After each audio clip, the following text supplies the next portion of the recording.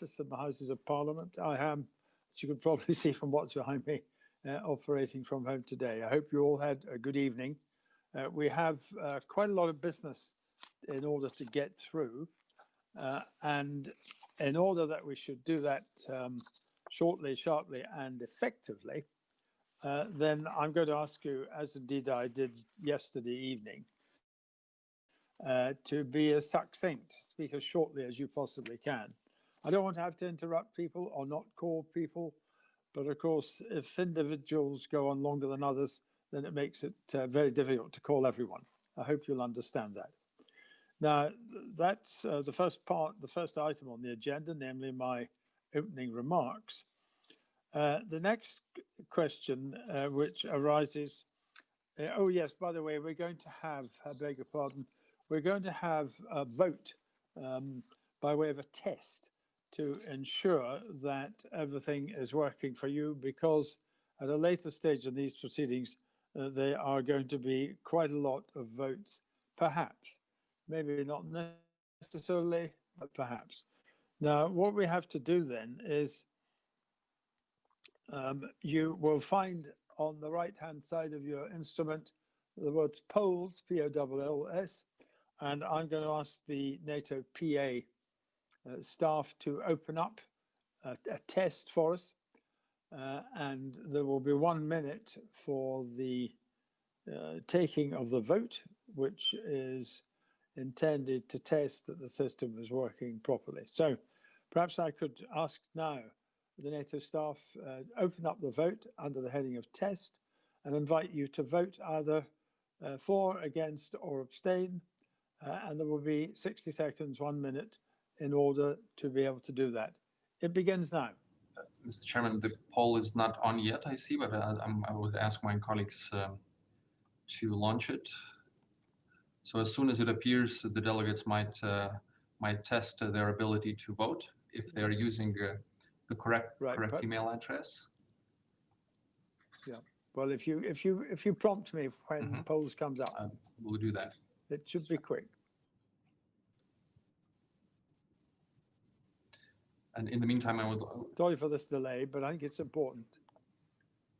By the way, we do have a slight later problem on the agenda, which is that Congressman Connolly and all legislators will be aware of this kind of problem. He has an important vote in the House of Representatives, and so it may be that we will have to take his business out of turn. We are keeping in close contact with his staff, and we hope to be able to take it at the proper time, but if not, we may have to advance other items of business in order to leave time for Congressman Connolly to join us. Are we any nearer to the opening of the poll? Mr. Chairman, the poll is there. My apologies. It's if you go to the poll section and click a little arrow. Poll section. You now have 60 seconds to vote, colleagues.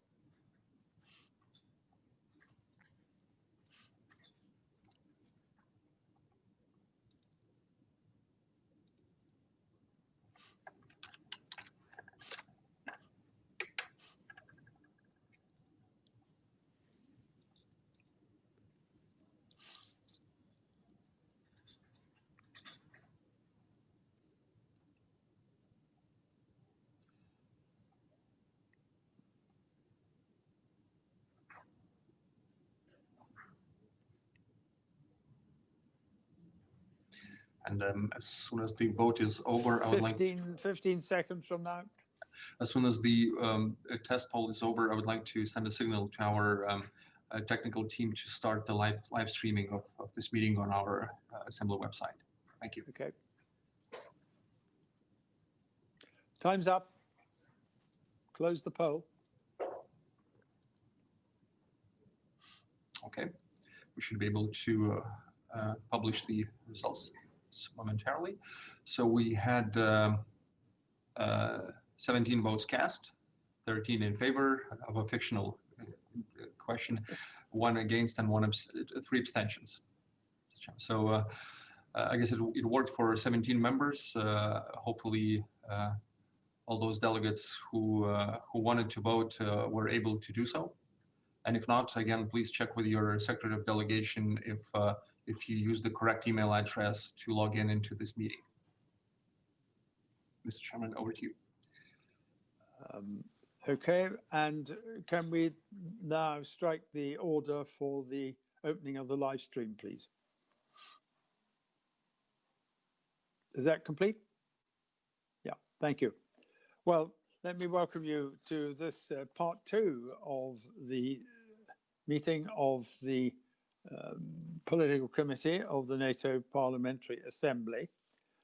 The first item from this afternoon is item 12, which is a vote on the revised draft of the report which I produced in relation to the issue of the virus and transatlantic security. So I'm putting my second hat on in that capacity.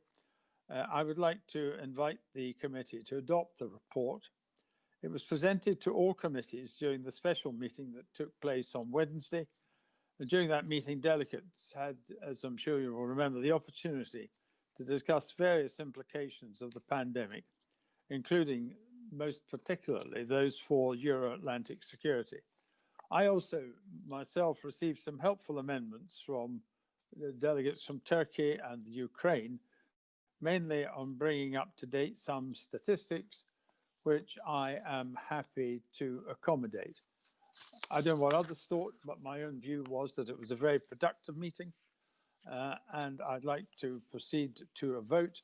But if anyone at this stage has some additional comments which they would like to make, then perhaps they would indicate that, and we will hear the comments, and I will respond to all or any of them once that part of our meeting has been concluded. Does anyone wish to make any additional comment? We don't see any requests, sir.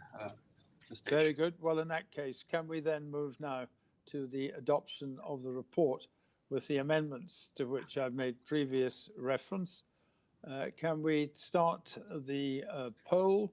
And may I ask the NATO Parliamentary Assembly staff to start the poll under the heading of Adoption PC Special Report. There will be 60 seconds. You may vote for, against, or abstain.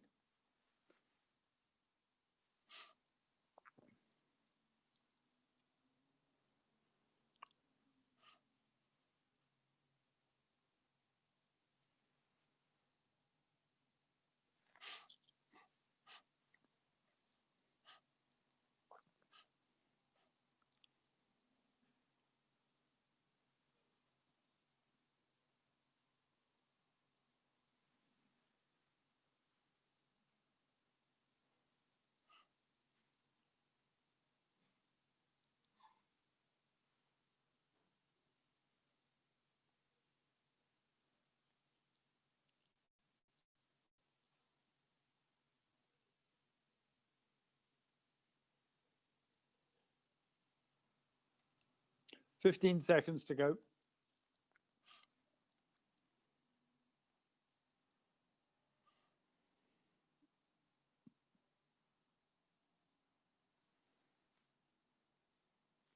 And the poll is closed, please.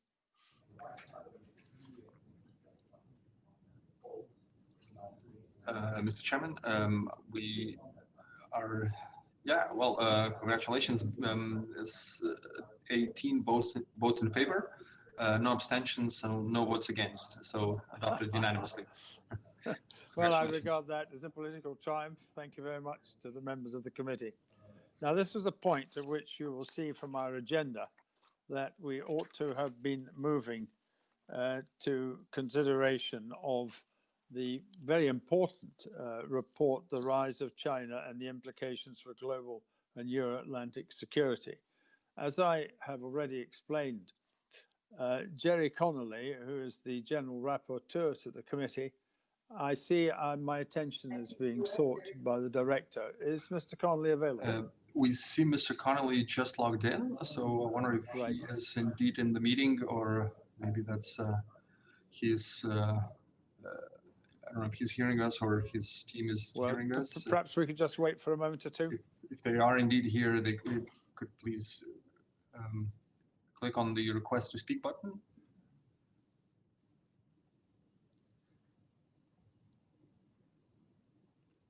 It could be also that Mr. Connolly is registered by his team, but he's not physically here yet, which appears to be the case. Well, so maybe, Mr. Chairman, you would like to proceed. Yeah. Well, in his absence, we can, of course, not deal with either item 13, his revised draft general report, or indeed the consideration of amendments to vote on the draft resolution, which he was down to propose. So what I'm going to do is I'm going to jump to item 16, which is future activities of the Political Committee, the Subcommittee on NATO Partnerships, and the Subcommittee on Transatlantic Relations. And if you will allow me just to make the necessary calculations and to move through my own copy of the agenda to the necessary and relevant. Yeah. This is the heading under paragraph 16 of the agenda, which is entitled Future Activities of the Political Committee, the Subcommittee on NATO Partnerships, and the Subcommittee on Transatlantic Relations. In terms of our reports, the intention is to focus on the challenges to the Atlantic eastern and southern flanks, as well as on the state of the sometimes described as the transatlantic bond or the transatlantic relationship. And more specifically, the committee officers have discussed the proposal that our general report should examine how the challenge posed by Russia has evolved in the context of COVID-19, the upheaval in Belarus, in which, of course, Russia has been not always simply standing aside, the poisoning of Mr. Navalny, of course, as you understand, the leader of opposition in Russia, and the constitutional amendments that allow Mr. Putin to stay in power until 2036, in addition to which we have upcoming Duma elections in 2021. This suggestion was made, and I understand that the new general rapporteur, whoever that is, supports the proposal to focus on Russia in the general report. The Committee on Transatlantic Relations is planning to examine ways of strengthening our unique link between North America and Europe, and to explore further ways of the important issue, which is likely perhaps not to be quite as prominent under President Biden as it has been under President Trump, but is likely still to be on the agenda of the United States, the issue of burden sharing. It's a relevant topic. It's particularly so when you consider that the NATO proposal dating back to the NATO summit in Wales was 2% of GDP. But of course, GDP in many countries will have been very substantially reduced by the impact of the virus. And so there are questions to be discussed around the extent to which the original proposal can be maintained in real terms. And these are issues, I think, best left to consideration by the Committee on Transatlantic Relations, with its particular responsibility to consider how the Biden regime might respond to any of these difficulties. And last but not least, our Subcommittee on NATO Partnerships intends to discuss our partnerships in the Mediterranean. Colleagues will be well aware that that's an area, if I may put it as neutrally as I can, of some considerable sensitivity at the moment. There are a variety of pressures. All of this is extremely important, of course, because it represents NATO and indeed Europe's southern flank. And concentration on these issues, I think, will be not only interesting, provocative even, but are necessary if the integrity of the alliance is to be maintained. Finally, we come to the question of visits. In terms of visits, of course, anything we might say at this stage is quite hypothetical because we have no way of knowing at what state all of the members of the alliance will be in relation to the virus. What we do know, certainly here in the United Kingdom, and I suspect in other countries as well, but the emergence of vaccines seems to be proceeding apace, and the extent to which the vaccines are able to be distributed throughout the whole of populations may well have a very considerable impact on whether or not the kind of visits which are central to the activities of the NATO Parliamentary Assembly can be maintained. And consistent with those areas of discussion to which I referred, visits are planned to the Netherlands. That's a visit that had to be postponed in 2020. To Canada, because we're dealing with a question of the relationship between Europe and North America. I should say that my own personal view is that a visit to Canada, I think, could be accompanied with a bit of juggling of the diary to a visit to Washington as well, particularly given that by then we have reasonable confidence that the Biden administration will be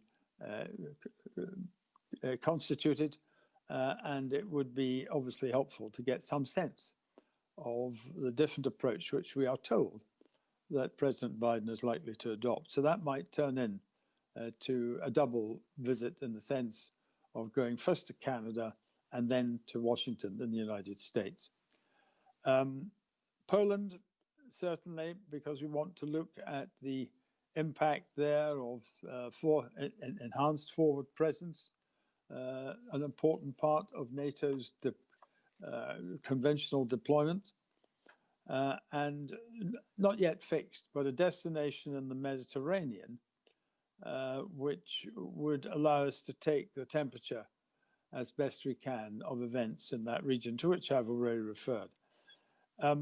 We will, of course, as soon as the fog lifts a little, try and provide more details for you as to the extent to which these visits are capable of being achieved. And it is the case, I think, that we're likely to do some of them jointly with other committees of the Assembly. That has a number of benefits, not least economic from the point of view of the expenditure from the Assembly's staff and other issues. So these are the plans for next year. I don't think I've been told that Mr. Connolly has arrived.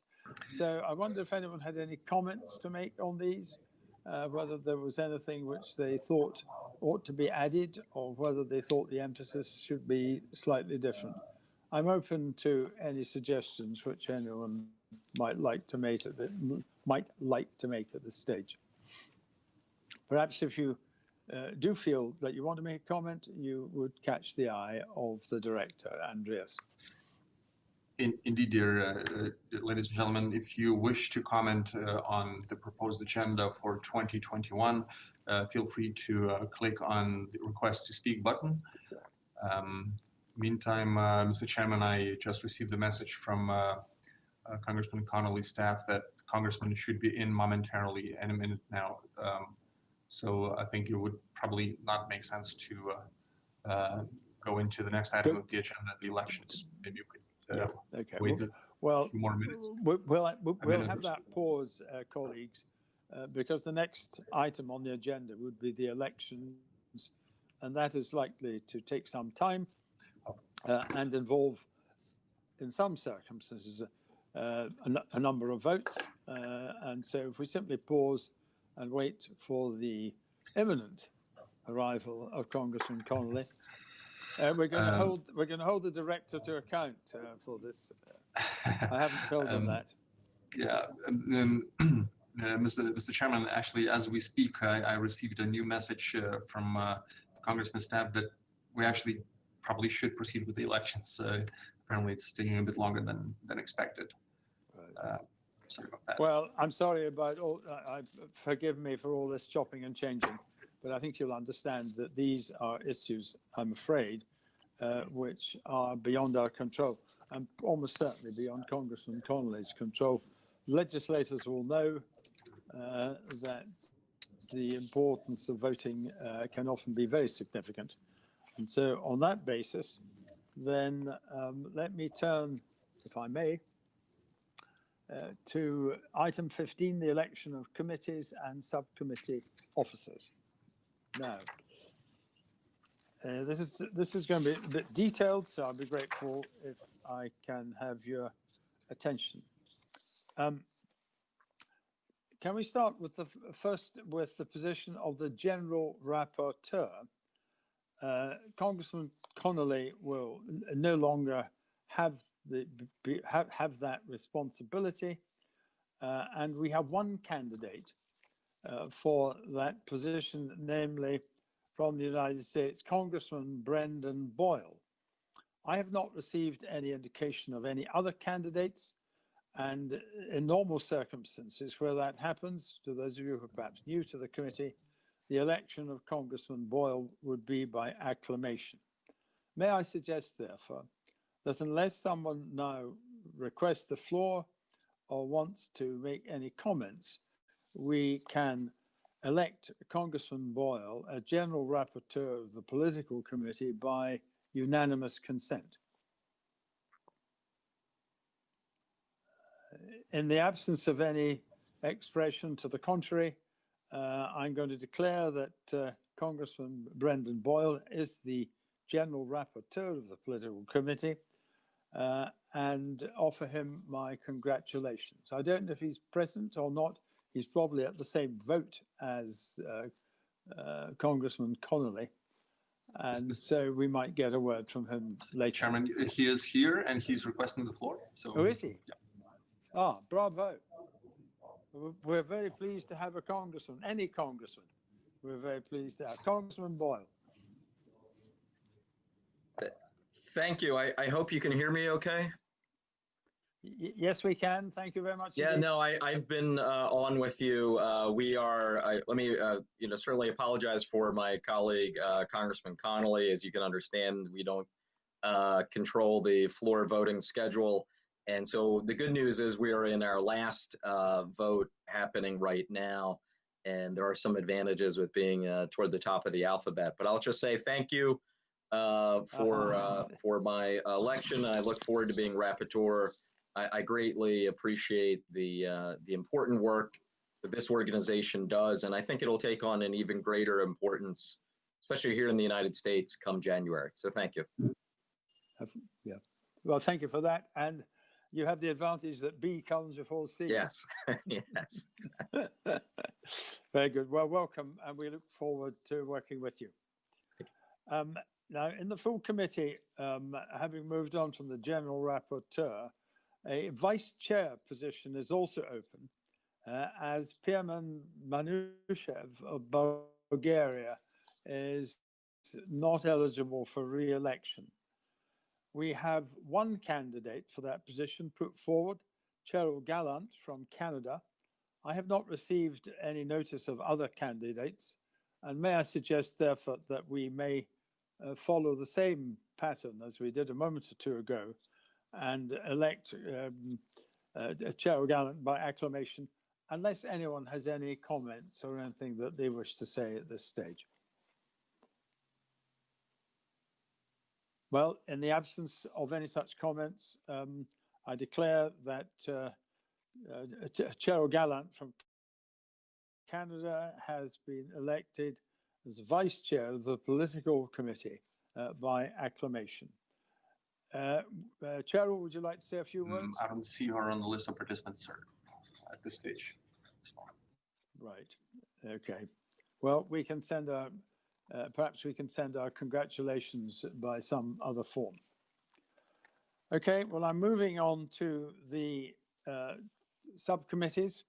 The Subcommittee for NATO Partnerships, there's a vacancy in the chairmanship position, and Dr. Karl Lammers of Germany has put forward his candidacy. And again, there are no other candidates brought to my attention. And may I suggest, therefore, that he too should be elected as chair of that committee by unanimous consent.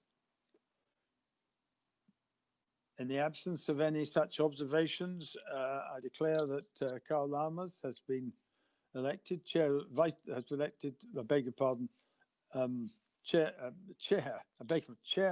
of the subcommittee on NATO partnerships by unanimous consent. May I offer my congratulations, and would you like to say a few words, Karl? Much for this confidence, and I promise you to do my best to make a good job. Thank you very much. I'm very pleased. Thank you. Well, we know what your best is, Karl, and we look forward to it. Thank you. Now, we then come to, there's one position in relation to the subcommittee, yes, the subcommittee for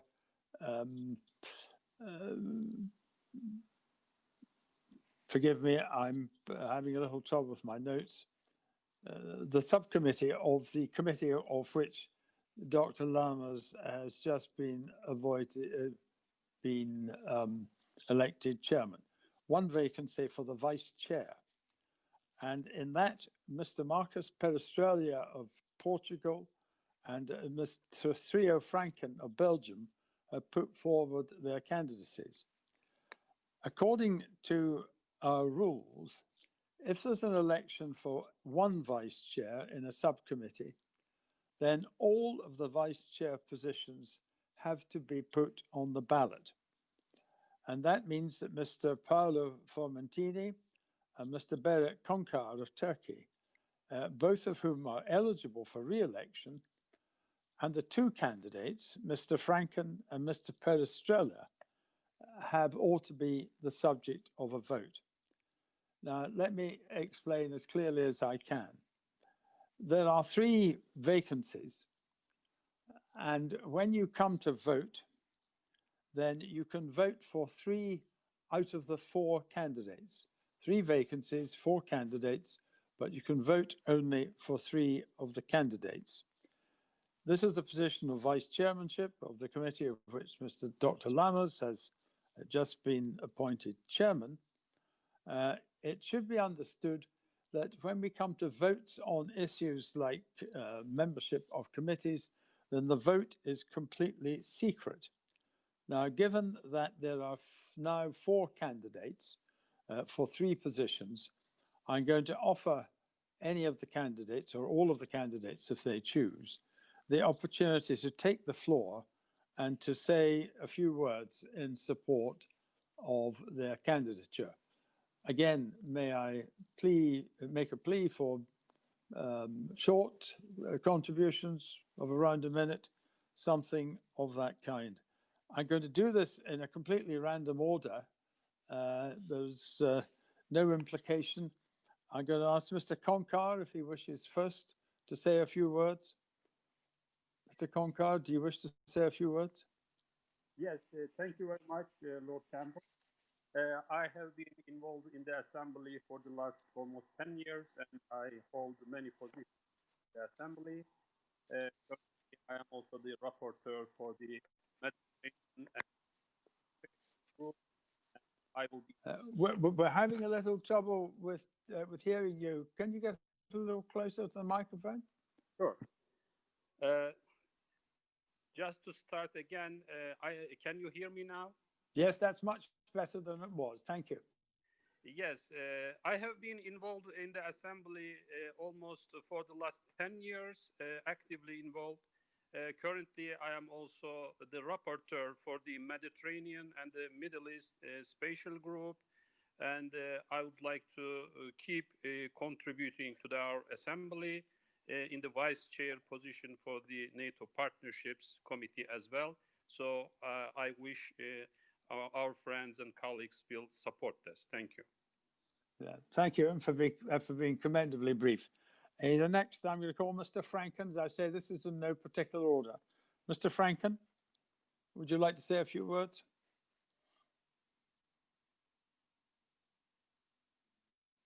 Yes, hello. Yes, we can hear you. We can't see you for the moment. Can you press your video? Yes. Yes, okay. Hi. There we are. We got you now. Thank you. Thank you, Lord, Mr. Chair. So, dear colleagues, I'm Theo Franken. I'm head of Belgian delegation. I'm a member of the biggest party of Belgium, but I'm not a member of a political group. I'm in NATO PA Parliament since 10 years. I was State Secretary for Migration in Belgium. It was like a pretty difficult job. Now I'm a member of Parliament, and I'm very engaged in Defense Committee. I'm a Transatlantic ally since I was 16 years old. So it would be an honor to have this position together with Mr. Lammerts and all our good colleagues. Thank you very much. And again for your brevity. Mr. Formentini, now? Again, no particular order. We can see you now, Mr. Formentini. We can't yet hear you. Can you unmute yourself?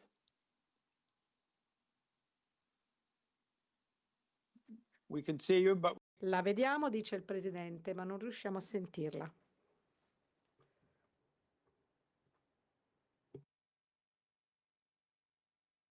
Can you hear us? Lei riesce a sentirci? Riesce a sentirmi, dice il Presidente? Forse, onorevole, è il caso di fare un refresh dello schermo, quindi onorevole Formentini. Gives you your chance. It's Mr. Perestrella.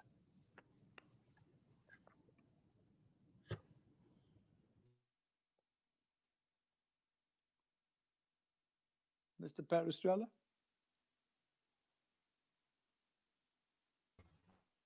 I think can you hear me, Mr. Lord Campbell? We can both see and hear you, Mr. Perestrella. Thank you.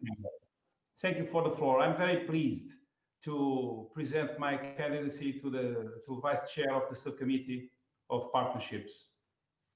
I'm pleased to have the support of my group, the Socialist Group, and also the Conservatives and the Liberals.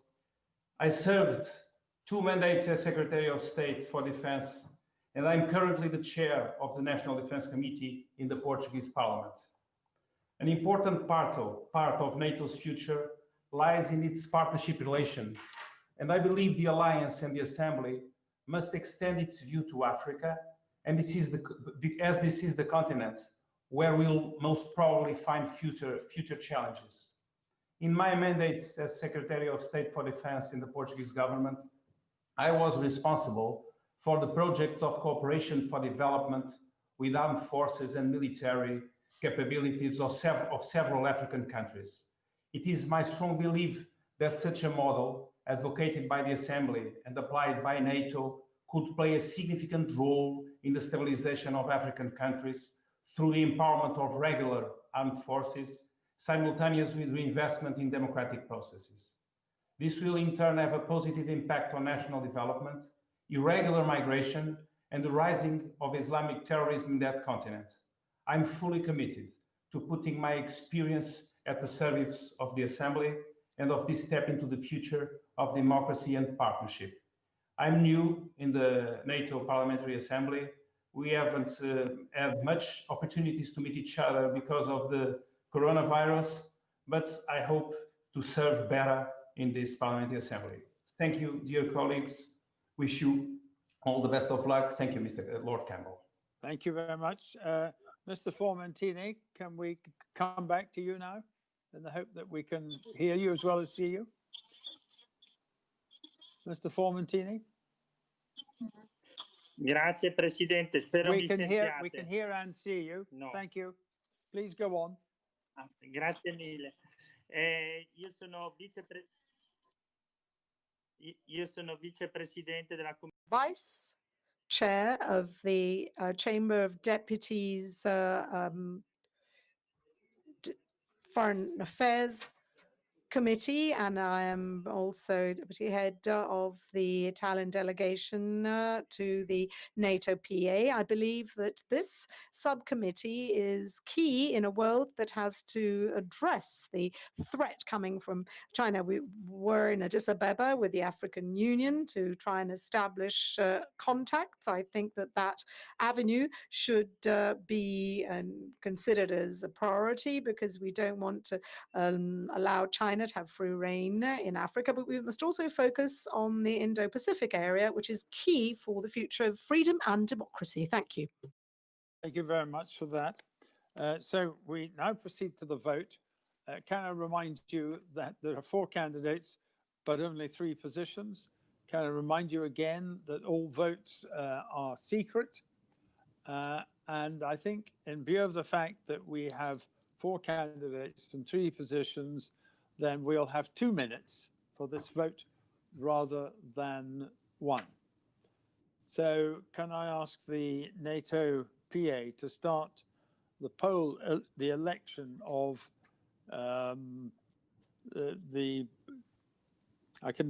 PCNP Vice Chair? Starting now. 2 minutes.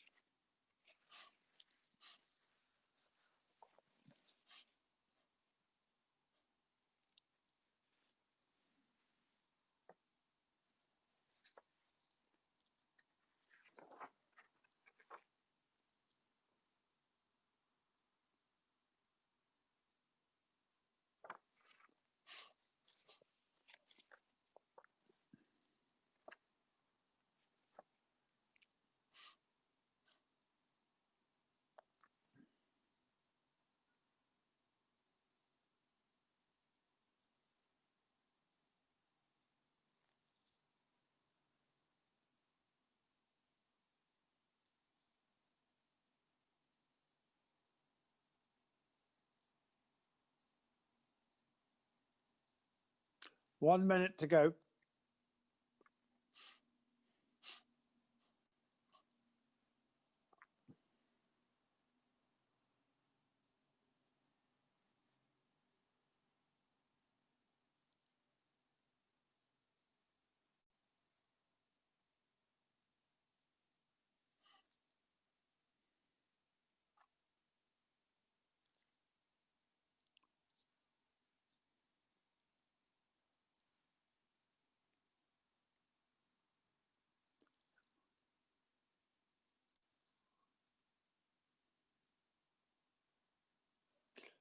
Just before I close the 2 minutes, can I just remind you that you're able to vote for 3 out of the 4 candidates?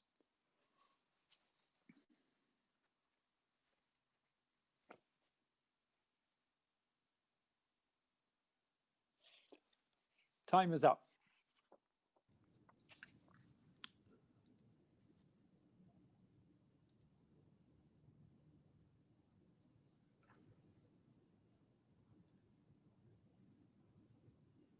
Okay, so Mr. Chairman, we should be able to see the results in a minute.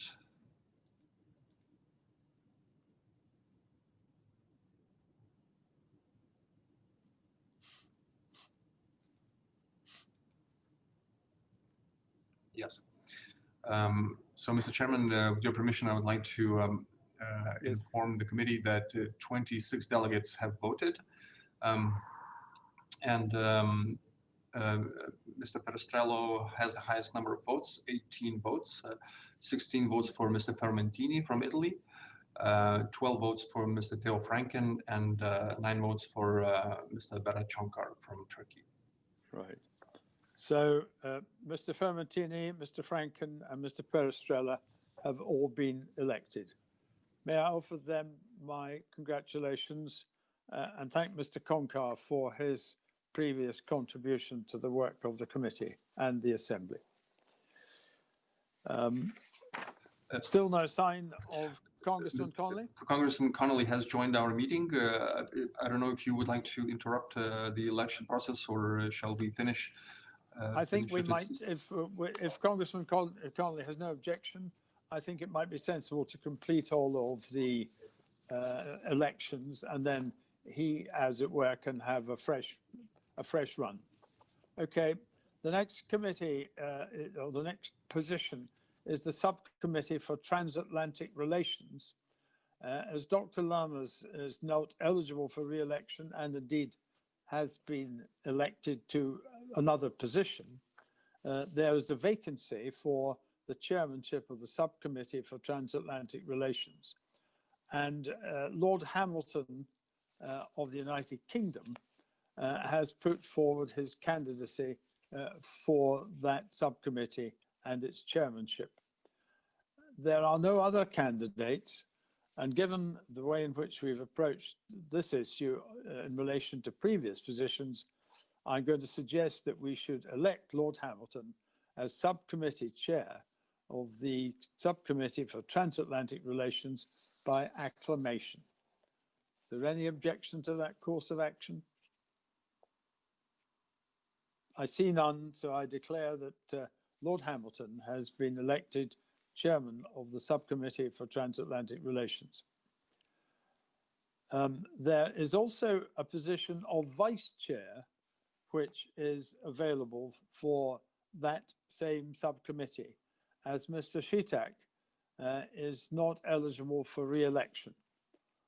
I'm told, I understand, that Lydia Much of Luxembourg is interested in standing for this position, and I'm not aware of any other alternative candidates. Since there are no other candidates, may I adopt the same procedure as previously, namely that we elect Lydia Much of Luxembourg by acclamation. Is there any objection to my proceeding in that way? There being none, then I declare that Lydia Much has been elected as the vice chair of that committee. I congratulate Lord Hamilton and her. If Lord Hamilton is there, would you like to say a word or two?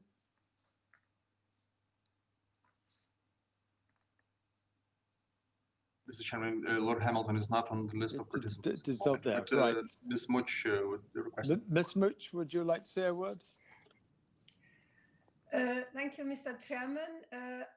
Can you hear me now? Yes, you can. Okay. We can perfectly. Yes, thank you. I would like to thank you for trusting me the vice chair mandate for this subcommittee. I'm very honored to do this. And I'm also very pleased to work together with Lord Hamilton, hopefully in a post-COVID context. Thank you so much. Well, thank you for that. Thank you for your brevity. And again, congratulations to you and Lord Hamilton. And our committee also has an open position for a member to serve on the Ukraine-NATO Inter-Parliamentary Council, most often known by its initials UNIC. I understand that Ojas Kalniņš of Latvia is currently an alternate member, but is interested in standing for a full member position. And this indeed makes a lot of sense, since Ojas is the co-chair of UNIC itself. I also understand that Karl Lammers would be interested in taking over the position of the alternate member of UNIC from Ojas. So since they seem to have, in a sense, made this arrangement between themselves, can I respectfully suggest that we should elect Ojas as full and Karl as alternate members of UNIC? Is there any objection to that course of action? There are no other candidates. That being so, I declare that they have both been elected, one as a full member, one as an alternate, and congratulate them both. I don't know if either of them wish to say a word or two. Doesn't appear so. Therefore, we can proceed. In fact, excuse me, Mr. Chairman, Ms. Oyers-Kalnins has requested. Oh, yes. Oh, yes. Very good. Sorry to cut you off, Oyers.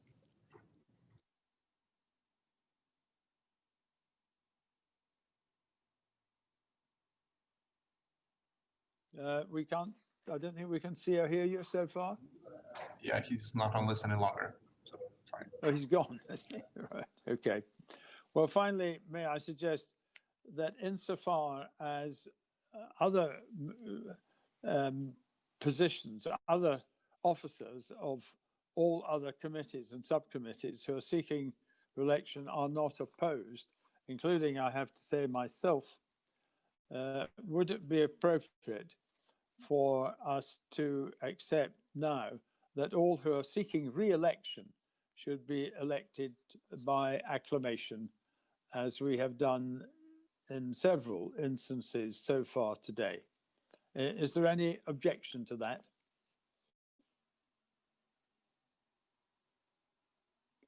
There being no objection, then I declare that all those standing for re-election have been re-elected to their current positions. And I offer congratulations to all those. And I also, if I may say so, offer encouragement to others who have joined this committee, some of them for the first time. It's been quite a big changeover, that they should not be slow in offering themselves as candidates on future occasions. These tasks carry with them responsibility, but they also carry with them the opportunity sometimes for really high quality experience. Well, now, we are now in a position in which we can return to item 13.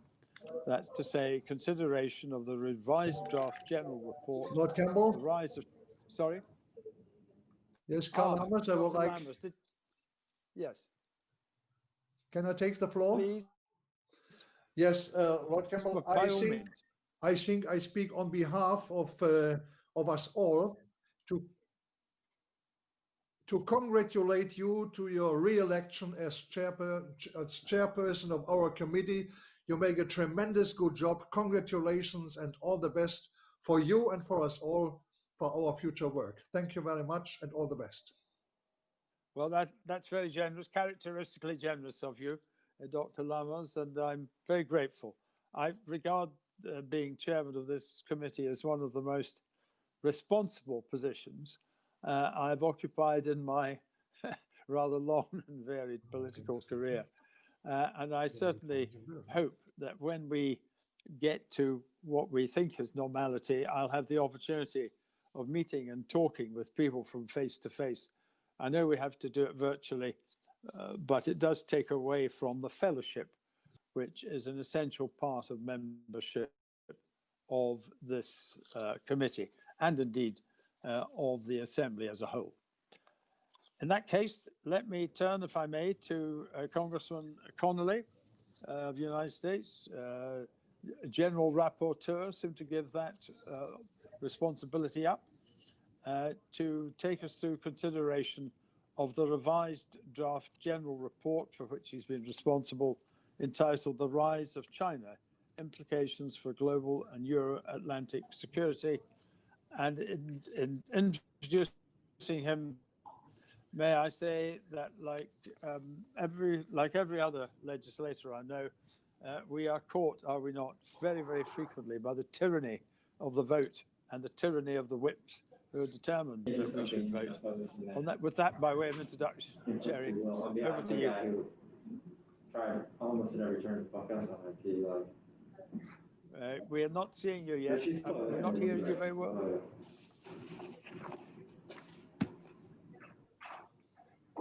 Congressman Connolly, can you hear us?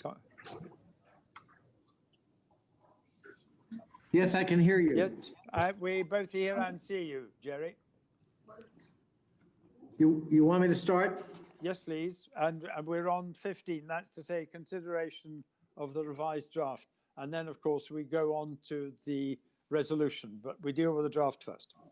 Yes, thank you so much, Mr. Chairman, and forgive me for being late. We had 3 votes on the floor because of the pandemic. Each vote takes forever. And I also was casting a proxy vote for a colleague, so I couldn't just rush out of there. So thank you for your patience. It gives me great pleasure to address this session. And of course, we do it virtually in the middle of an unprecedented pandemic, and all of us are sad we couldn't be in the beautiful birthplace of democracy, Athens, this year.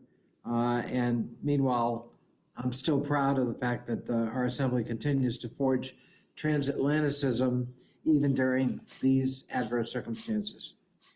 I also want to express my gratitude for the perseverance and commitment to the Assembly's mission of partnership and cooperation, which has clearly been elevated and provided a challenge because of COVID-19. And I think we've responded well to it. I'd like to present the Political Committee's report on China's rise and its implications for global and Euro-Atlantic security. China has ascended to superpower status at breakneck speed. Its unrelenting rise has threatened to upend the geopolitical landscape of the 21st century, not only in China's neighborhoods, but globally. NATO Secretary General Jens Stoltenberg has argued that the rise of China is fundamentally shifting the global balance of power. That's what the NATO Secretary General said. Unsurprisingly, China is an essential feature of the NATO 2030 reflection process, which our Assembly is following closely. Beijing's contentious handling of the COVID-19 pandemic has only heightened the urgency of a transatlantic China strategy. And in my view, the alliance is at a crossroads. Are we to step aside and ignore China's potential threat to our democratic community? Or are we to step up and assert ourselves with respect to China's increasing encroachments? This report takes a clear stand in favor of creating a joint China strategy for Euro-Atlantic nations. We need to address the challenge of China's rise while protecting our values and interests. The report takes a clear stand in this respect. In other words, the allies should prepare for an increasingly assertive, if not aggressive, China in terms of economic and military power projection, as well as technological advances and cultural reach. In the context of military power, we've revised the report to highlight the remarkable transition of the People's Liberation Army from a mostly archaic military in 2000 to today's formidable force. The PLA has the world's largest navy, not Britain, not the United States, the PLA of China, and a rapidly expanding nuclear arsenal. China has truly extraordinary military ambitions to go along with that military prowess. PLA intends to mature into a world-class military by 2049, challenging both the United States and NATO, potentially, in the process. The report now includes an in-depth look at China's military-civil fusion strategy, which serves to integrate civilian and defense innovation. China's military-civil fusion is defined by the theft of Western intellectual property, forced technology transfers, as well as advanced research through international academic collaboration. China's economic and trade reach are vast. The updated report now showcases the worrying extent of China's foreign direct investment into NATO countries. Chinese companies have poured money into Europe, acquiring naval facilities and other critical infrastructure which could hamper NATO's future operations.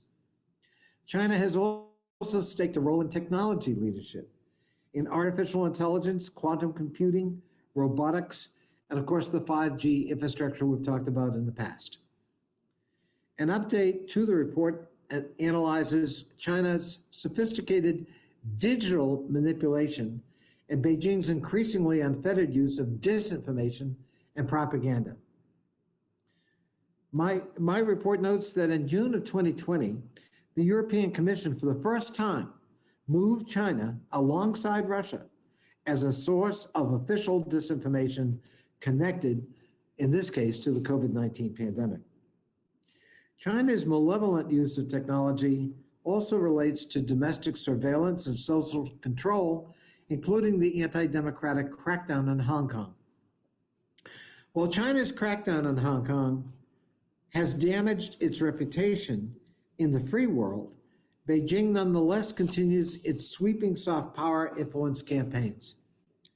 China's soft power extends to international organizations such as the United Nations system itself.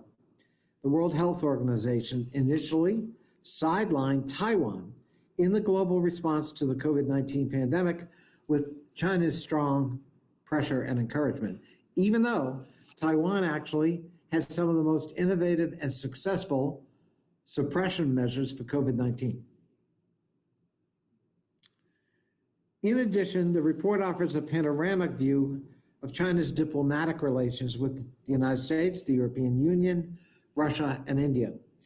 The analysis includes a new section on China's ties with Japan, an affiliated NATO partner.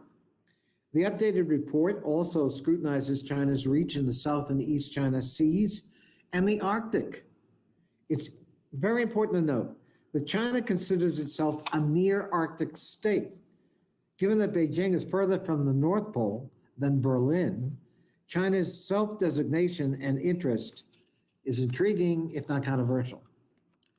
The report summarizes NATO's political and military engagement with China, and most importantly, offers actionable recommendations on how to engage, how to compete, and how to counter China in the future, as well as how to try to include China.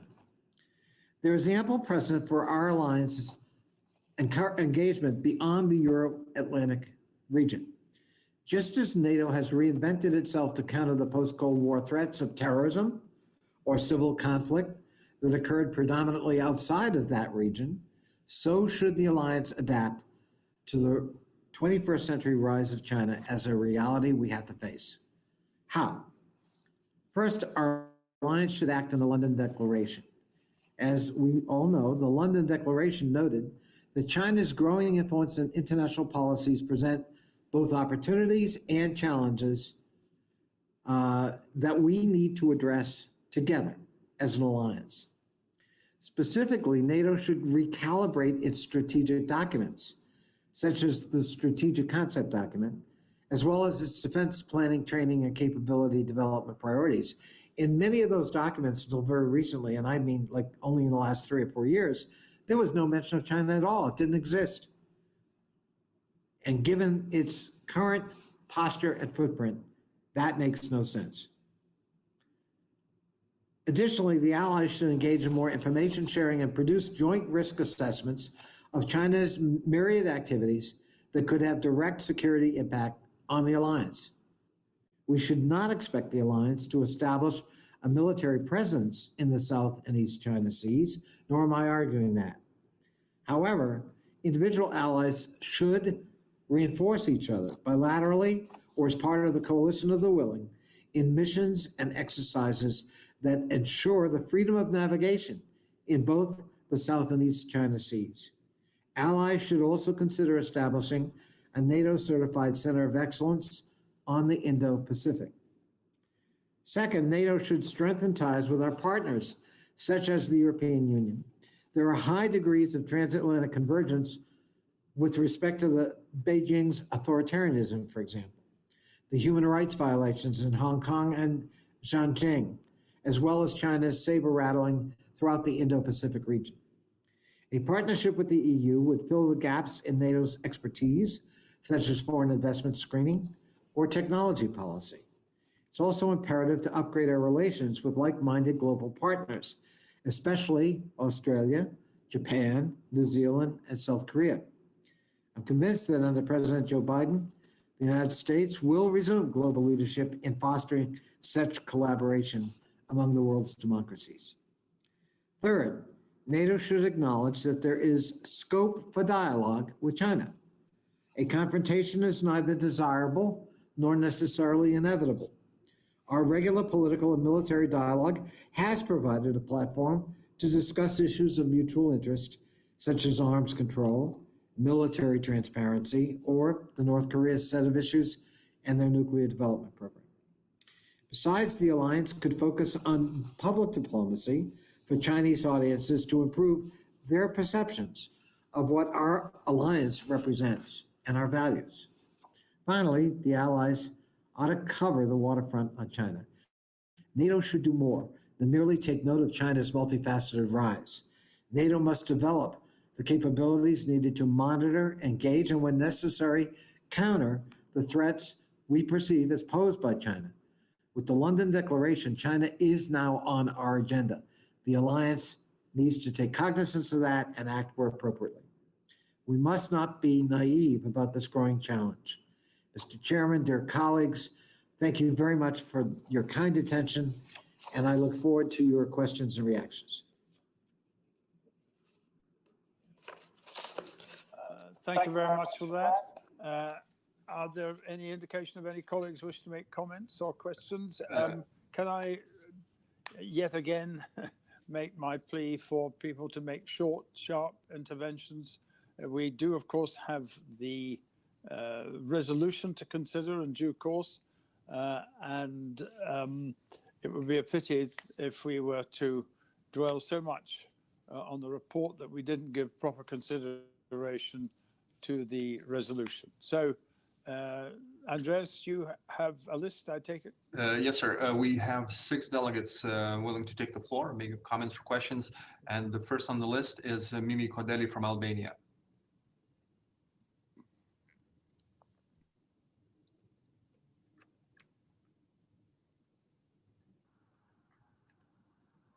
Hello, everybody. Can you hear me, guys? Yes, we can. Thank you very much. And we see you as well. Thank you very much. First of all, let me congratulate with Lord Campbell and with Congressman Connolly. And I have to congratulate the elected President Joe Biden. It's his birthday today, if I'm not wrong. So many happy years. And are we going to sing happy birthday? To the elected president as well. Well, what to say? I think that I need to make a small comment. I think that we do have, there's still room for reflections on NATO-China relationship. I totally agree with what Jerry already said, and I thank him very much for his support and his report. It is very important to look after the rising of the FDIs in NATO countries, to look after the military, technology, high-tech and economic strategy of China, especially to countries or regions which are fragile ones or small in dimension ones, such as the Western Balkans or other parts of the NATO countries, which can be under the pressure of Chinese money and Chinese ways of strategies which are absolutely not friendly to us. I know what I'm talking about because Albania is coming out from a very long history during communism, a very friendship history with China, and for them Albania is a very particular part of the world. It sounds strange, the big China and the small Albania. But, history taught us there are not big countries and small countries, they're just strategic parts of the world. And there are, countries which support values and democracy and countries which don't. So we're looking very close to the 5G, strategy that China is it's putting all of us under pressure. But I think that with a very precise strategy, we can handle the situation and coming out from this relation by just having the best of us, and of course keeping an eye on what this country is doing and the lack of democracy in this country. It's more than what we are talking about. Who is informed by what is going on over there? It's sure that what I'm saying, it's just a small part of the truth, of the Chinese truth. And with the pandemic issue, this is more than evident that they are capable to harm us, to harm democracy, and to harm Western values. Thank you. Thank you again. Thank you. Thank you very much. Who's next? Mr. Chairman, the next one is Oiris Kalmins from Latvia. Yeah.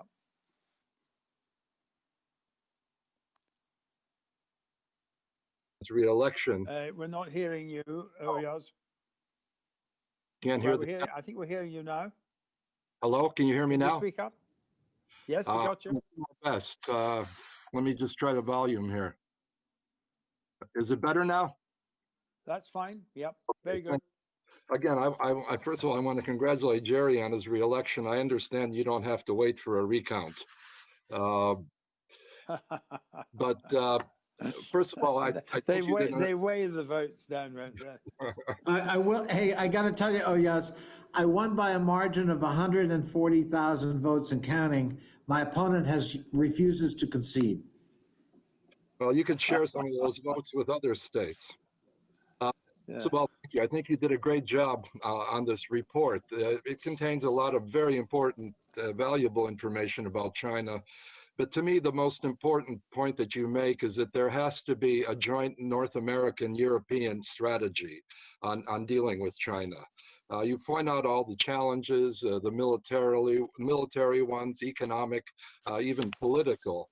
But to deal with these, the US, Canada, and Europe have to combine their resources, combine their wisdom, and try to come up with joint unified positions.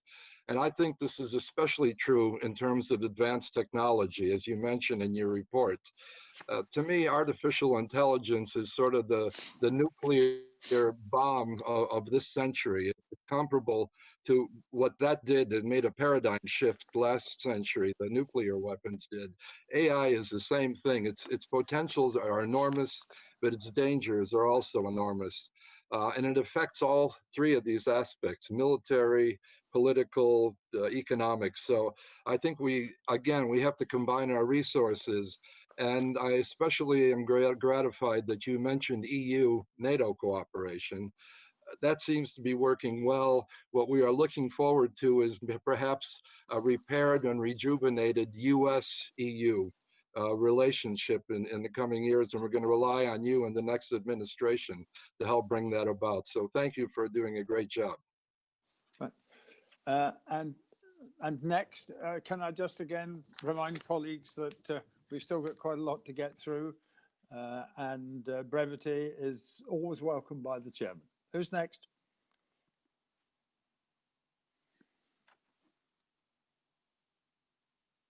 Andreas? Hello?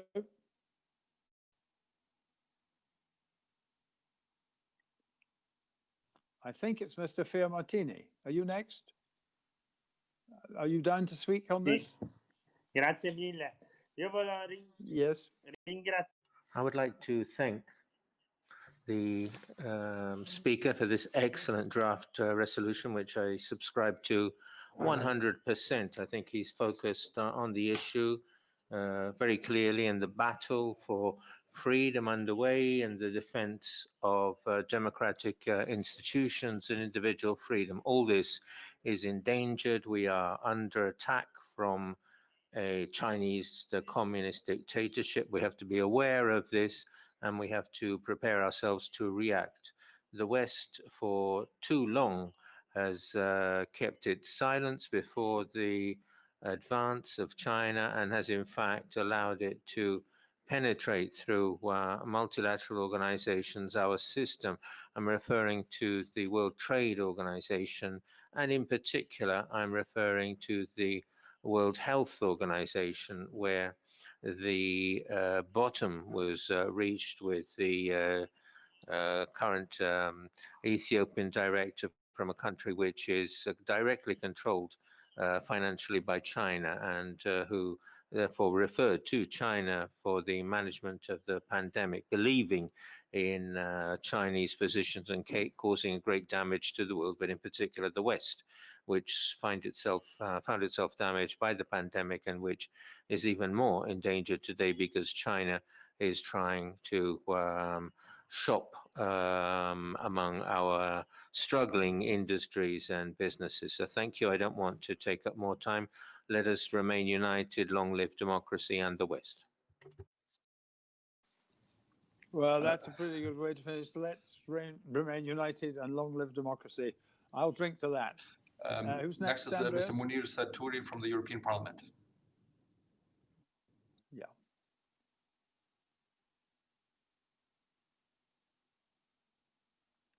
We can't see or hear you yet, Mr. Saturi.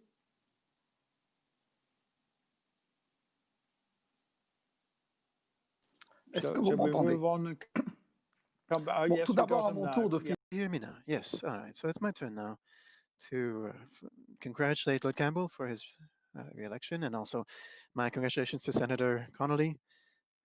Dear colleagues, I want to say that what you're presenting as a strategy faced with China is quite balanced. But despite that, I have a few comments to make as European Member of Parliament for the Green Party. I think it's important that the European Union and the United States should have a privileged relationship. Wasn't necessarily the case these last few years, but I hope that'll change for the better. We also need to have a good strategy faced with China, which should be coordinated, but don't need to be exactly the same. I think that the European strategy faced with China does not in any way call into question its strategy with the United States. As you've pointed out quite rightly, Chinese leaders do not see with the same eye our values. It's important also to underscore human rights in China, especially when it comes to Uyghurs. And so I'd like to support the calls you've made in that sense, which echo what the European Parliament has called for, so that the international community work further in order to make progress and to get China to uphold and defend human rights. And I'd like to call on I'd like to salute our Canadian colleagues' statements where they recognized the genocidal nature of the treatment of Uyghurs in China. So I'd like to ask that we call for an end to Uyghur exploitation in China. Senator Connolly, I think the strategy you define, transatlantic strategy faced with China, is very interesting. And I also have to point to my great surprise at noting that it doesn't refer at all to climate change or to protecting the environment. And therefore, I'd like you to modify the strategy in order to point out that China is also going to play a key part in the fight against climate change and also in the destruction of our environment. And the members of the alliance must commit to finding with China a way to find an sustainable strategy when it comes to the environment and to protect our planet. And we're very pleased that the President-elect Joe Biden has committed to signing up to the Paris Accords once more. But climate change and global warming and the fight against global warming will not get anywhere if it doesn't include China. So this transatlantic strategy addresses some of the weapons developed by China, including nuclear weapons, and you propose to revise the alliance's strategy from 2010 to take into account China's growth. If we take into account nuclear arsenals, be they Chinese, American, or French, NATO's new strategic concept should take much more into account than global nuclear disarmament, because at the moment, we're nowhere near that. And so on that topic, I don't think I'm the only member of this assembly to be shocked by the declarations and statements of the Secretary General of NATO, that statement that he made a few days ago, where he said that weapons remain vital and that they need to be maintained. The European Parliament has committed once again to nuclear disarmament quite recently, and I think it's essential that we continue to do that I don't think we can do that if we don't ask for a greater commitment from NATO leaders when it comes to nuclear disarmament, when it comes to agreements on nuclear disarmament, and which should include China and all nuclear powers. Thank you. Okay, I think we have 2 left. Is that right? We actually have 3 now. If you want to well, close the list. if we're having 3, then they have a minute each. As long as that's understood, we must finish on time, and we still have the resolution to deal with. So I'm asking for a bit of self-discipline. Ms. Sakri from Greece. Thank you.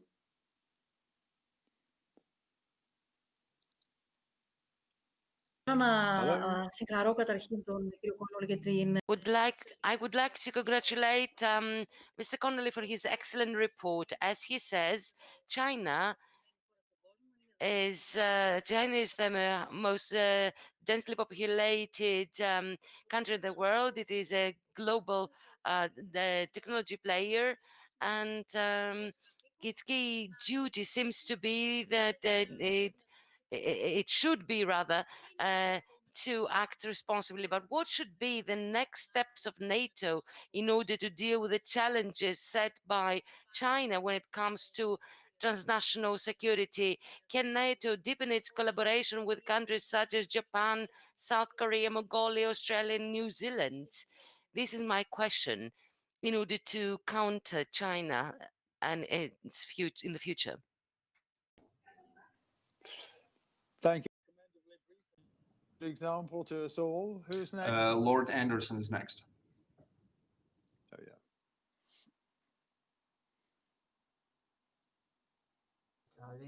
Yes, one. Can you hear me? We can see you, Donald. We can see you, Donald, and I think we can hear you as well. One, to congratulate Congressman Connolly very much on his report, which I shall find a great sense of a great resource for the future. One comment mainly is this, that any report, as soon as it is published, becomes partially out of date.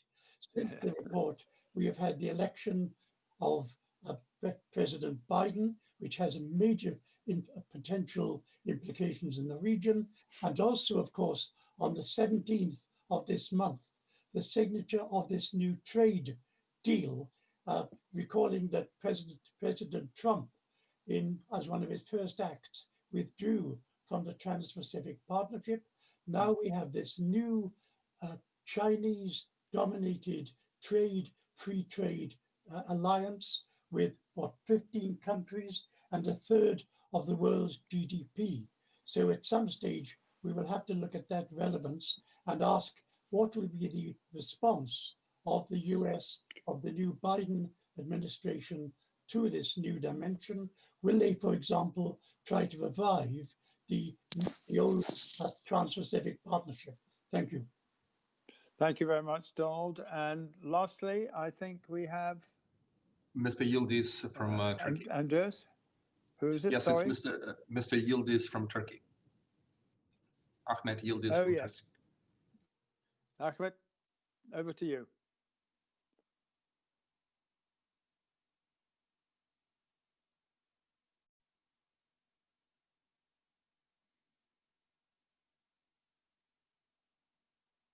Do you see any activity? Our staff is working on it.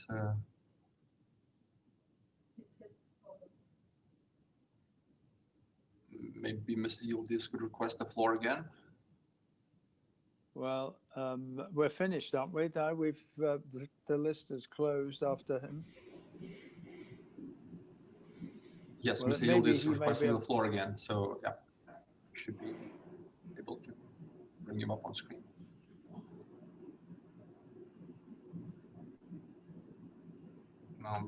Apologies, we do not seem to be able to. Well, I'm very sorry about that.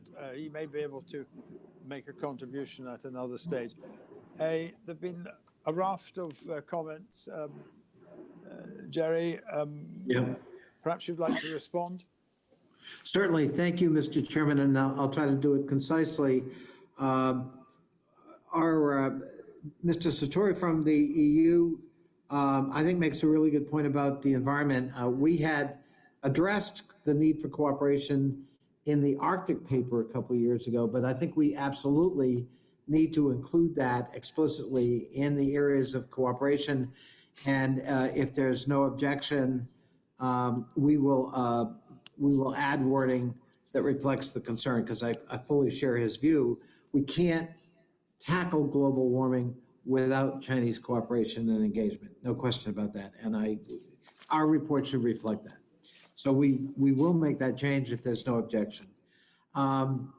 With respect to the question of partnerships in the East Asian, South China region, our report actually does address that and talks about strengthening those relationships with respect to China. And that's why we talk about creating a center that would actually be focused on promoting that and monitoring and identifying areas of opportunity and challenge as one of our recommendations.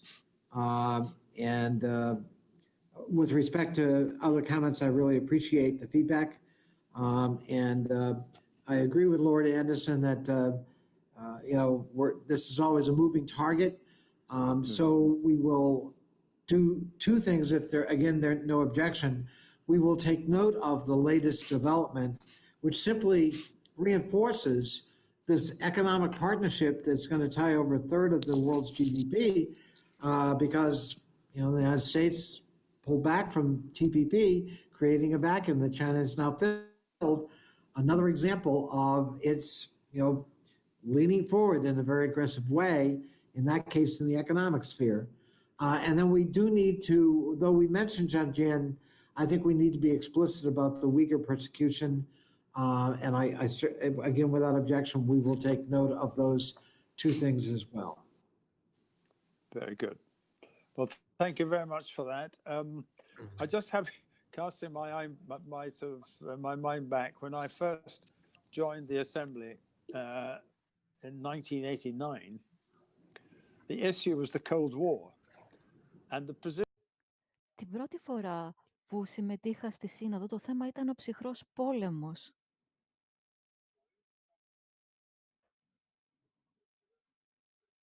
Is there someone who hasn't been called?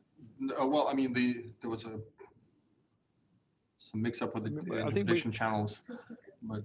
Oh, I see. Right. Okay. Well, let me just finish. It was called the Cold War, and the positions were frozen. The difference between 1989 and 2020 is there's no such thing as frozen positions. Changes in the air almost all the time, which makes it very difficult for those who make policy and very difficult for those who write papers on those who make policy. But I think it's something we've all got to recognize. Thank you very much for that. I think I'm now able to ask you if you will approve the draft report that we have just discussed and which has been so ably constructed and presented by Mr. Connolly, Congressman Connolly, I beg his pardon. Do I take it that that's acceptable? In the absence of any contrary suggestion, then I declare that the report is adopted. We now turn, ladies and gentlemen, to the resolution. The position is that I understand some 8 amendments have been made timelessly, and that these 8 are all acceptable to the rapporteur. Is that correct, Jerry? Yes, Mr. Chairman. There were a number of amendments submitted by our friends from the French delegation. We worked with them and have achieved a consensus about modified language in those amendments. And we also have achieved an agreement with our Norwegian colleague, Christian Tybring-Gjedde, on language as well. I think that's paragraph 7, amendment 8. So to streamline, Mr. Chairman, if it's appropriate, I would move these amendments as modified and as agreed to unblock to the resolution. And you've also given an undertaking to reflect some of the comments which were made in the course of this afternoon's discussion. That is correct. Okay. Yeah. Well, in that circumstance, therefore, if the rapporteur accepts and if he moves that they be accepted en bloc and that he fulfills the undertaking he gave a little while ago about bringing things up to date, can I therefore put the resolution to the committee? In those circumstances, does anyone object to the resolution being adopted? Mr. Chairman, shall we put it to the vote to try the polling application? Okay. Yep. Fine. Well, would you like to? If there's no objection, we may take it by acclaim. And I don't hear any objection. Okay. In the circumstances, I rule that the resolution has been accepted unanimously. Thank you very much. Thank you, Mr. Chairman. Connolly. And we have done what I didn't think we'd do, ladies and gentlemen, but I applaud you for doing it. We've finished within the allotted time. We went past our allotted time last evening, which I think caused a certain amount of inconvenience. But I hope you find these two days to be stimulating. In some respects, a little alarming when we consider the nature of some of the issues which we have to face and resolve. And for those for whom this is the first taste, if you like, of the Assembly, I hope that you have found it as fascinating as I always do. And I also hope that you will feel well able to participate in the activities of this committee. We have, I think, for the next 12 months, a very interesting selection of topics. We have a very interesting, compelling selection of issues which we have to seek to provide some kind of observation and comment upon. But as I said, I think a little earlier, I regard, in response to Karl Lammers, I regard this particular responsibility that I have the privilege of fulfilling as one of the most interesting and important of my political life. Au revoir, arrivederci. We meet tomorrow. Is it? No, the plenary is on Monday, so we shall, if not touch each other, we'll certainly see some of each other again on Monday. But in the meantime, thank you for your attendance. Thank you for your attention. And I declare this meeting of the Political Committee of the NATO Parliamentary Assembly closed.